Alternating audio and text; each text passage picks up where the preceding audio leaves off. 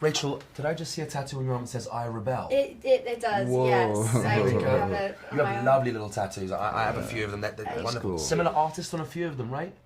There are. The same artist does a couple of them. Yeah, it's gorgeous. That's Thank pretty you. cool. To start, so you guys come in later in the movie, but I do love kind of this not tag team, but this ragtag team that gets put together. And so when you guys are making these characters that are so memorable that do come in later, what is the joy of getting to come into a movie like this that is part of the sci-fi genre, but you get to make these memorable characters in such a short span of time?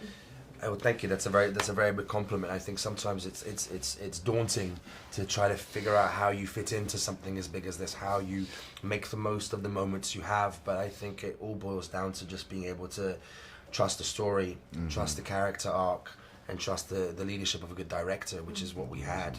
You know, otherwise you can get carried away and overwhelmed by it. But it's a very surreal feeling.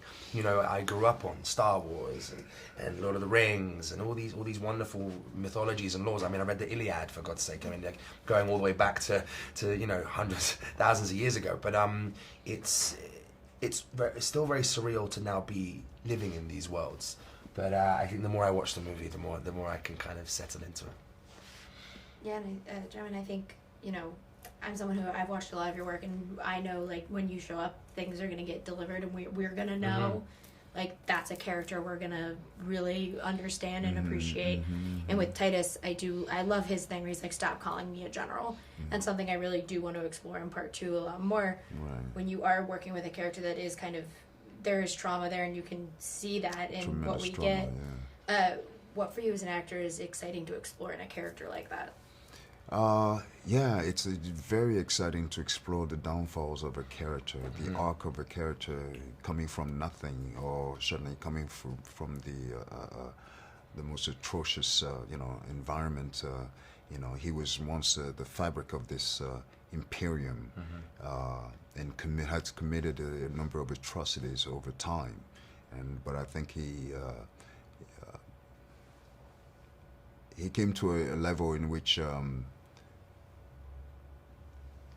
the awakening of consciousness had him, you know, of course, go against the Imperium at that point, and where he was literally almost crucified. And so now you find him in need of redemption, in need of justice, and of course he gets on board for the idea of what's it? Revenge. The idea of revenge. I was looking for the word. So yeah, definitely he's up for revenge at this point, and you know. And so you have such a beautiful moment in the movie with, you know, this bird thing. Bennu. Yeah. I was like, this bird. Just don't say Bennu. But I do love that it's like the moment that is truly the most beautiful part of it is when it's kind of like he gets thrown off, jumps back on, and it's like there's a respect level between the two of them. Yeah. When you are working with something that is so, it's obviously like a CGI moment, but it is for you as an actor this like release of the two of them. Just very true. How is that for you to kind of like embody that in this genre? Because it is, you know, with there being no bird and no 400-foot cliff. Yeah, that's a good question. Here's the thing, we're very lucky. Zack, if he can pull off a practical stunt, he'll do it, and not only that, he'll let us do it. You know, so I genuinely got to run down a 50, 60 meter path that was on the side was real rocks. The bottom was kind of this fake kind of plaster foam kind of thing.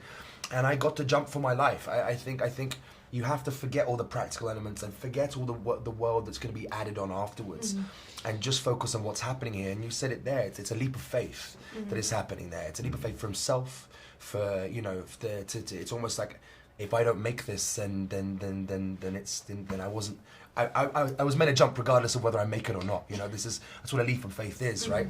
And yeah, it was about making sure that I had a real intimacy with this, even if it was just a big green head I was, you know, playing around with in real life. It was forging this intimacy that for me came from fostering and rescuing pit bulls.